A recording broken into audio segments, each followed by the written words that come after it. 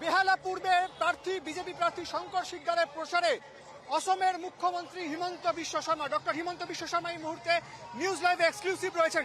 সরাসরি কথা বলে নেব। অসম থেকে একেবারে বাংলায় এসেছেন, কিরকম সাড়া পাচ্ছেন? বাংলায় বিজেপির সুনামি হয়েছে।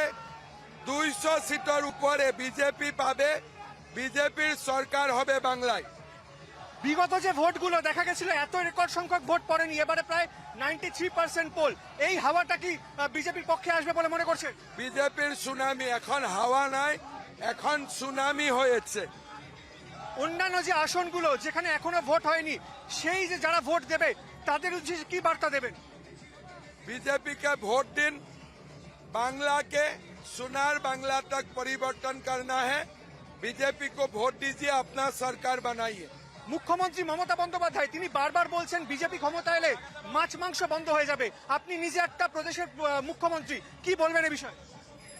दीदी को मैं बोलता हूँ मेरा साथ मांस मांस खाइए, मैं आपसे 1 केजी ज्यादा खाऊंगा। এবারে পিসফুল ভোট হয়েছে বলে মনে করছেন? पूरा 100%। এই যে কৃতিত্ব কাকে দেবেন? ইলেকশন কমিশন, বাংলার সরকারি কর্মচারী, পুলিশ, সবাইকে। লাস্ট দফার যে ভোট সেটা দেখা গেছে অনেক হেভি হাই ভোল্টেজ বিধানসভায় ভোট রয়েছে, সন্দেশখালী রয়েছে, দক্ষিণ 24 পরগনার একাধিক জেলায় যেখানে তৃণমূলের শক্ত ঘাঁটি বলে মনে করা হয়। সেটা কি এবারে দমড়ে মুচড়ে যাবে? এবার পরিবর্তনের সুনামি বাংলায় দেখা হবে। বাংলা জিতবে, বিজেপি জিতবে, 200 সিট পাই, বিজেপির সরকার হবে।